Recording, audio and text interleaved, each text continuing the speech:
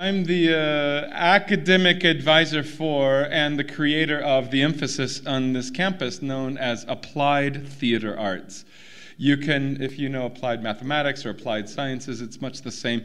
It's the application of theater in non-traditionally theatrical areas. Typically, they fall into three major categories: education, therapy, and social change. These are the three applications. So I've done in my lifetime anything from street theater and protests, even right here at USC, to theater in education, helping LA Unified classroom teachers employ the skills of live interactive theater to make the curriculum more accessible. The students at USC, and this I think reflects the spirit of the School of Theater and the spirit, the Trojan spirit really, why we're in this area of town. The students have to commit to service learning in all of my classes, which basically means for class credit, they learn what they're learning in our theater and education or theater and therapy or theater in the community classes. Then they partner with a community-based organization. And their minimum requirement is 24 hours cumulative in the community, and most of them end up spending more. Let me be clear. We are not doing outreach, and we are not benefiting the, quote, marginalized or impoverished neighborhoods around campus. We are rather hosting a dialogue between ourselves and who are not ourselves for the benefit of all. So in our classes, in this particular movement of theater, we see ourselves as dual roles: teacher-learners, actors-spectators, or as we say, spect-actors. All of you, just for a few simple seconds, were spect-actors. You're all performing.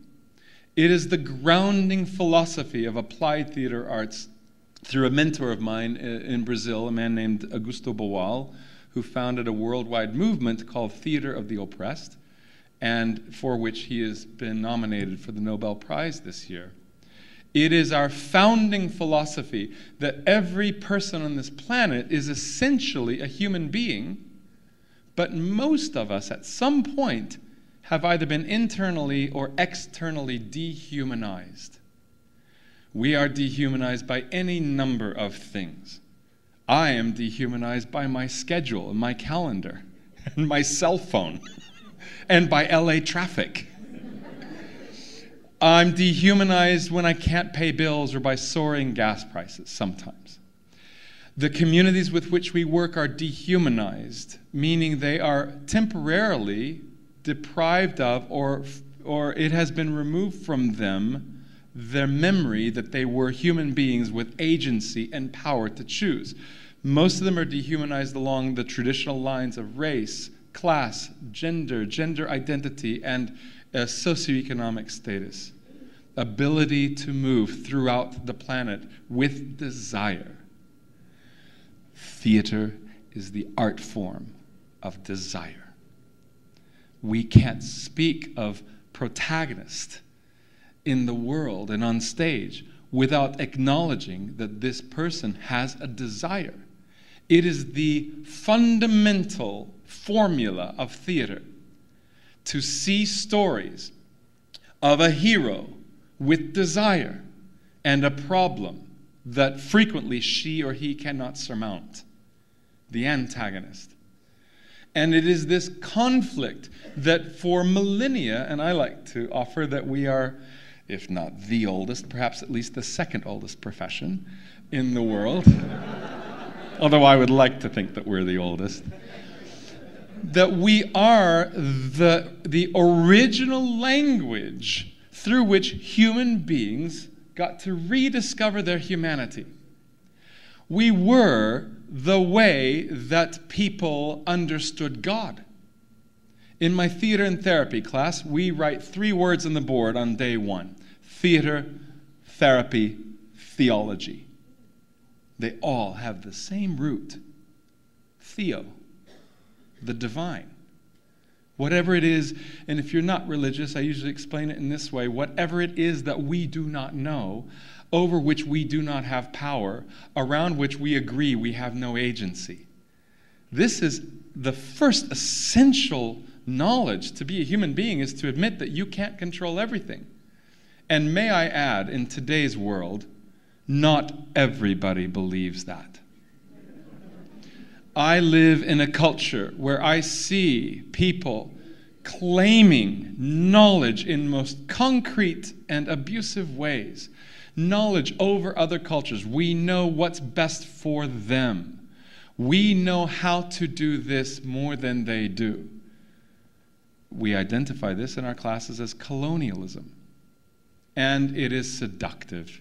If you're in relationships, who doesn't want to tell your partner how to do something?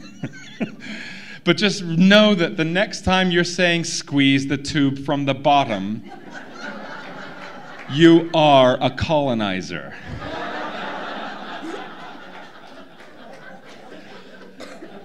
It's hard to surrender, to render up. It's hard to surrender and let go of the fact that we don't know everything. But theater is the first art form where people stood on a stage, a platform, an aesthetic space, separate from the audience, so that we could see ourselves in our situation. And then ask the great questions, but come up with no answers. Theater was not preaching. That came a lot later. Theater was the religion of inquiry and investigation and not knowing. And it was celebrated through music and through dance and through gesture. It was celebrated through dreams. It's said that in the beginning that the priests in ancient Greek theaters were like the dream interpreters. And you would go to a special room underneath the stage, and you would lie down, and there would be snakes all over the floor, and the priest would sit and listen while you told your dream.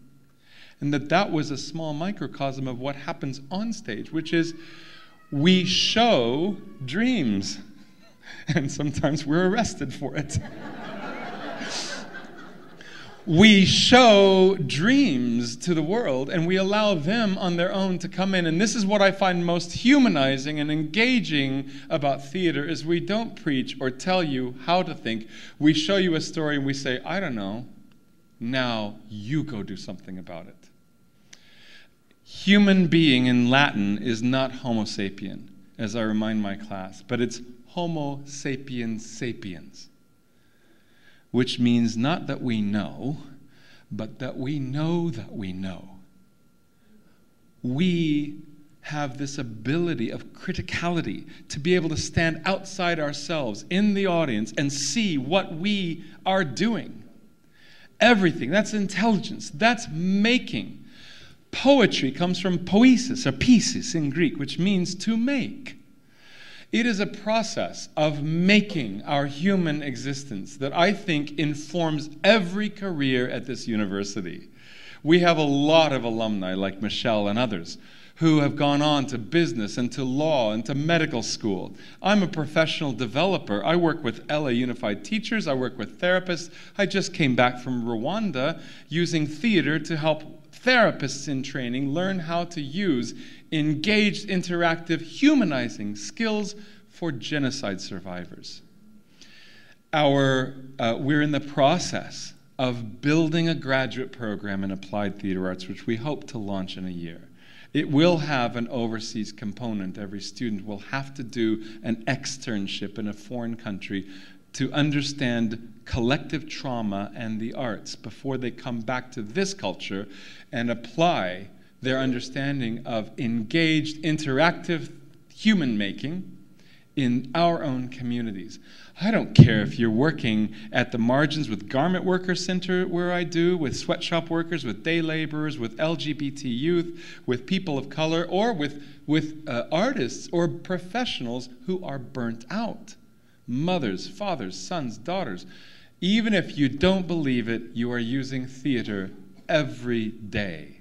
All the world's a stage, and all the men and women merely players. You might think of the live, interactive human experience of being able to be in a room, be inspired, breath, spiritus, coming into your body and then releasing this in order to effect some change, to move you from passive object to active subject. Whatever your profession is, you're probably engaging in theater. The more we learn, the more we have to know. And as Juliet says, and I'll wrap up with this, my bounty is as boundless as the sea, my love is deep. The more I have to give.